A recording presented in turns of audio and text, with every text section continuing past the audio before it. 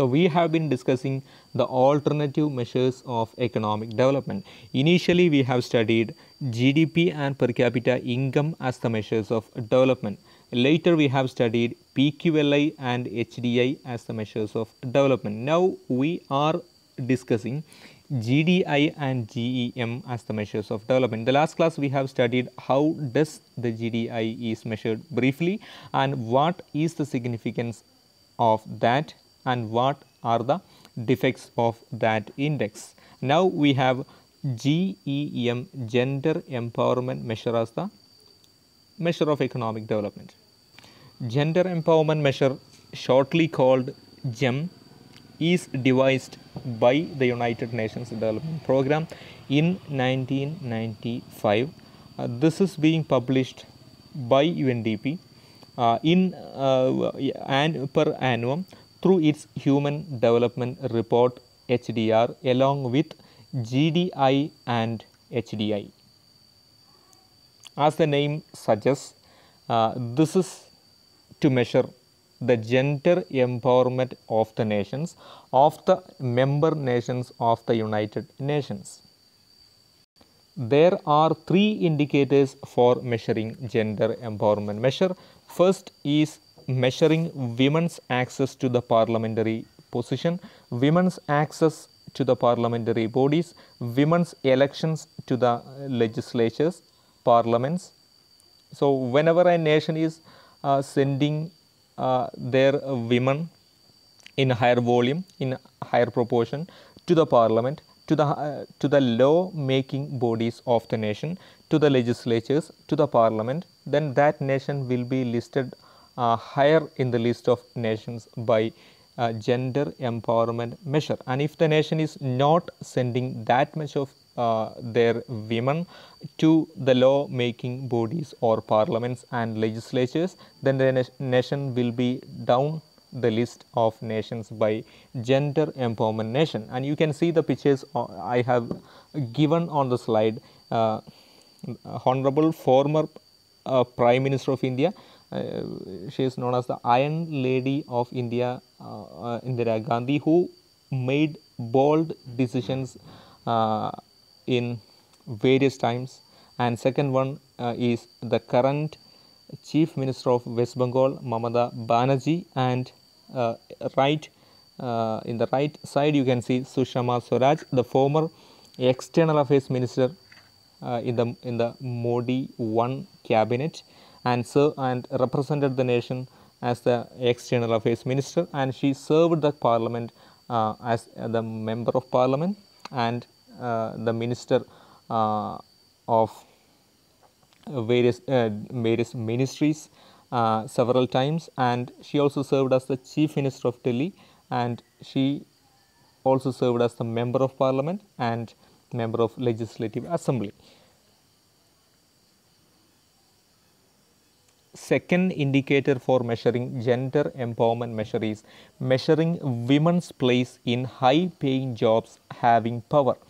Women's position, women's access, women's place in high paying job without power is not measured here for calculating gender empowerment measure. The women's role, women's position, women's place in high paying job with power is considered here. For example, the role played by Arundhati Bhattacharya, she is one of the largest bankers of India, and she served India's largest commercial bank, State Bank of India, as the chairman. And in the middle you can see Chandni Kochar, the former chairman of ICICI Bank, another major commercial bank in India in the private sector. Unfortunately, she had to quit the job forcibly by the management of the ICICI due to the allegations raised against her in the dealings with their borrower. And another you can see Anupama IAS. She served she is currently being serving the state of Kerala as Indian administrative, and she has Indian administrative cleared Indian administrative service, and she is doing her job as an IAS officer and making her decision as she has the power of decision making, and they are all not doing the clerical jobs, and they are all doing some job with high administrative power and high decision making opportunity. So the women's representation like them will be counted while calculating gender empowerment measure. The third and final indicator of measuring gender empowerment measure is women's contribution to income. So the percentage of women's contribution to the state GDP, to the nation's GDP, will be counted for calculating gender empowerment measure. And for sure the women's income created in the organized sector only will be counted, as the women's representation in the unorganized sector cannot be easily counted for measuring the gender empowerment measure. And briefly, gender empowerment measure is to measure the gender role in the top position of the country, and this is to measure the gender role in the economic activities of the nation. This is to measure the gender inequality, although the high position jobs are considered, and this is to measure the women's role in top positions of the country, top positions of the law making process, top positions in the administrative positions. And briefly, gender empowerment measure of the nation, gender empowerment index, gender empowerment measure of the nation helps us to understand the level of empowerment the nation has made on the parliamentary positions, on the administrative positions, and the income generation. But this is not a comprehensive measure of gender empowerment, as it just focus on elite category, as the top positions only will be considered.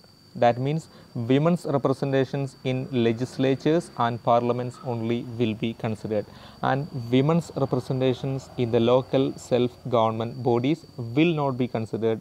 And when in India's case, whenever the women's representation in legislatures and parliaments are concerned, the participation of women is negligible compared to their participation in the local government bodies. And here I am requesting you to do some follow-up activity and find out the top 5 countries on Human Development Index, Gender Development Index, and Gender Empowerment Measure.